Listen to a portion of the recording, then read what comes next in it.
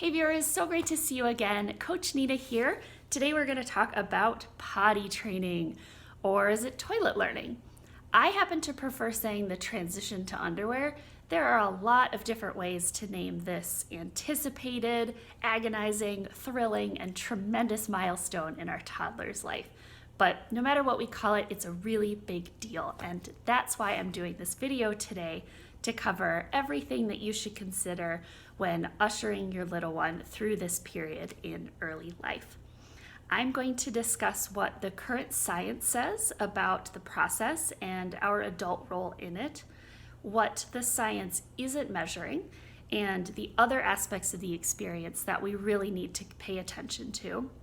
I'll discuss the downsides of traditional methods of potty training, and then I'm going to wrap up by offering a respectful alternative that will help your child successfully transition to underwear while nurturing every other facet of their development, be that social, emotional, cognitive, etc. Before I begin, I just want to invite you to subscribe to my channel, to join my wonderful online community of parents and caregivers, and to connect with me directly for all of your parent coaching needs. I've got lots of support and content to offer, so check the description below for all of my links that you'll need. All right, so what does the science say about potty training?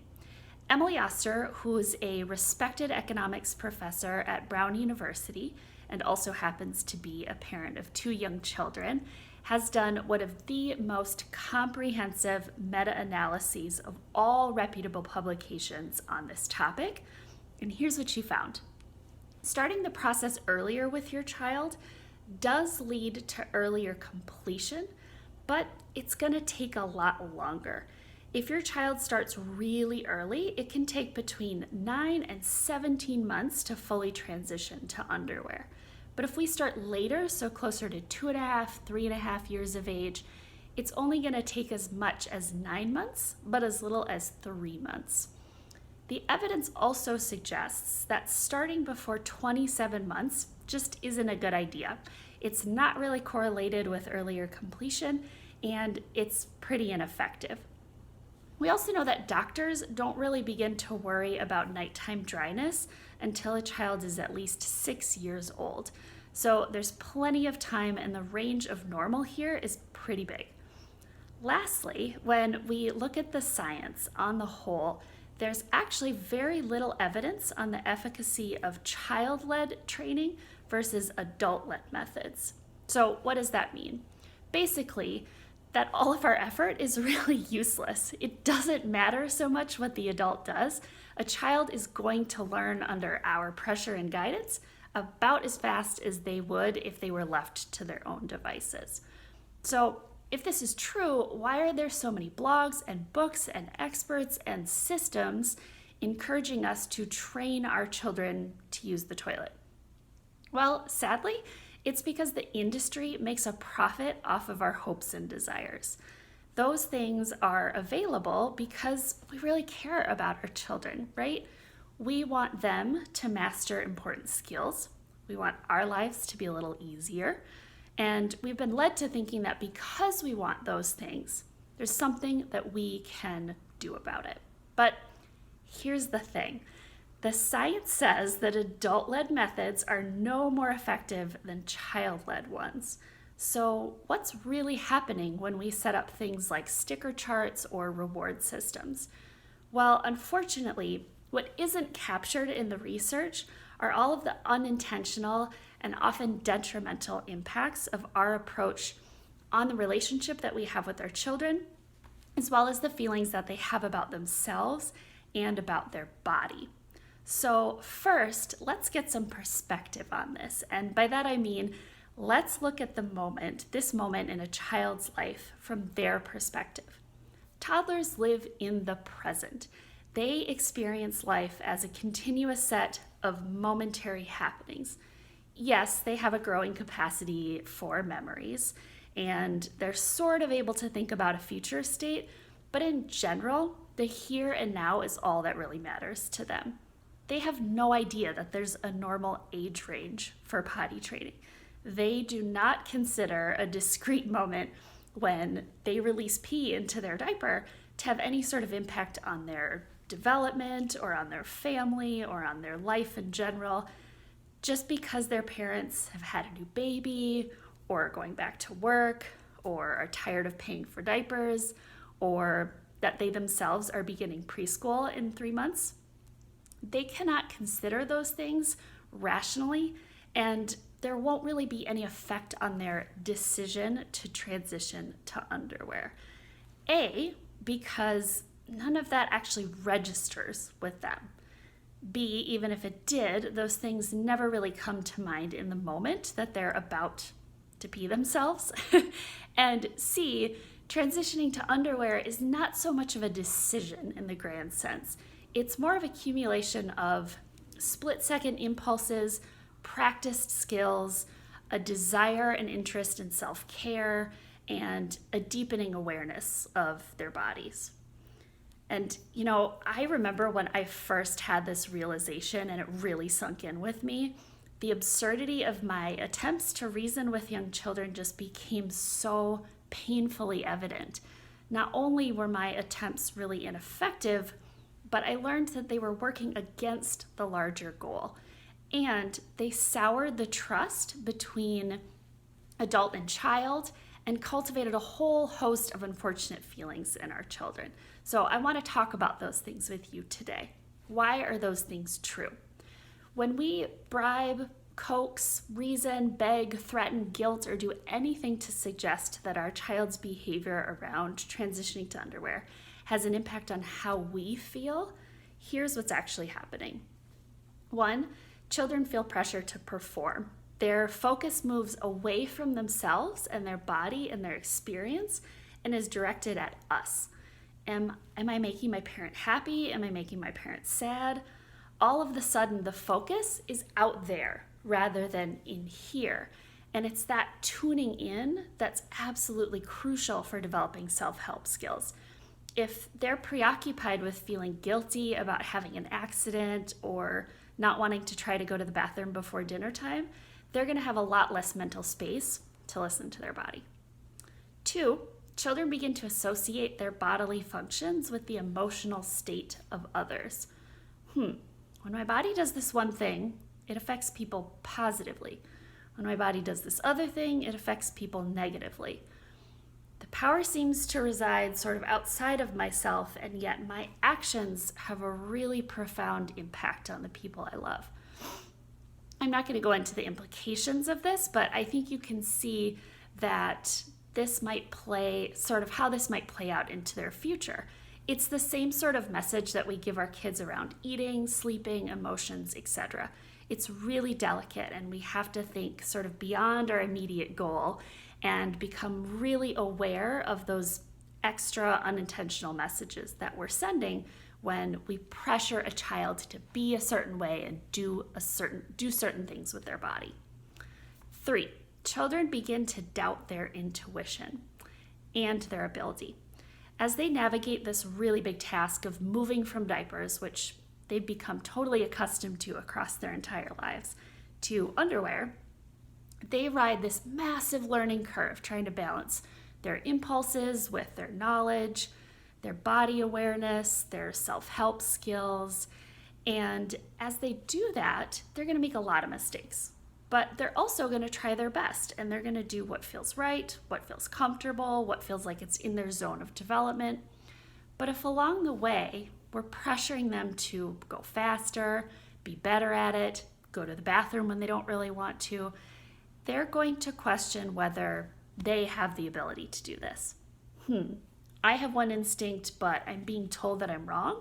Can I really trust myself, or do I just have to trust my parents to make all these decisions for me? And in the end, we really want them to grow this internal knowing so that they can do the work, right? We don't want to get in their way. We have to trust them so they can trust themselves. So if traditional potty training methods don't really work and there's a lot of emotional damage along the way, what's the alternative? How can we support a toddler to make this transition? The good news is it's actually pretty darn simple. We take the pressure off ourselves and we let them lead. We trust them, we go at their pace, and we assist them whenever they need us. And here's what that looks like from start to finish. First, allow your child to witness bathroom use by other people in the family. So invite them in when you're going to the bathroom and make space for them to ask questions. If they express any sort of interest, you can just tell them in a really matter-of-fact way about what you're doing and why.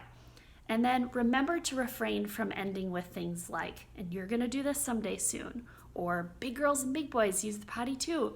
Just really make it about yourself, because in the beginning, that's where their focus is. They're not so much thinking about their own journey, they're really just curious about what you're up to. Then, start to look for signs of readiness. There's a bunch of these, and they include staying dry throughout the night and throughout a nap time, having fewer wet diapers across the day, pulling at a wet or dirty diaper showing they're uncomfortable, hiding when they go pee or poop, telling you that they've just gone or are about to, a strong comprehension of bathroom language, the ability to dress and undress themselves, and a curiosity in toilet use and imitation of those behaviors. As you start to see some of these signs, you can then set up the environment to facilitate their ownership of the process. That means dressing your child in really simple clothing like drawstring pants versus pants with buttons and snaps. And I'd say steer clear of things like tights and dresses if you can. You really want undressing to be as easy as possible in the moment. You also want to make sure that there's a toilet or a child-sized potty available at all times. So maybe have a stool nearby, keep the bathroom door open, have towels available for accidents, wipes for cleaning up, a laundry basket for soiled clothes. Whatever you think that you might need or they might need, make sure it's available. And think about the bathroom, but also think about all the other spaces in your child's life that they're going to be in while they're going through this transition. Car seat, couch, dinner table, a friend's house, the park. You really want to prepare so well that there's practically no stress when an accident happens. And then these things will allow your child to master this skill with minimal struggle, and it'll help you to respond calmly, confidently, and really compassionately anytime that an accident happens. Next, observe. Watch their signs for needing to use the bathroom and then casually ask, would you like to try and use the bathroom? And then be ready to accept whatever answer comes your way. If it's yes, great. If it's no, you can just respond with, okay, well, let me know if you change your mind. As you're reading their cues, helping them use the toilet, offering them underwear or diapers each morning when they wake up, you really want to act as their flight attendant. So imagine that you get on a plane and today you get to fly first class across the world. It's a brand new plane and you're sort of unfamiliar with the configuration, right? Maybe the seats have some special features that you've never seen before.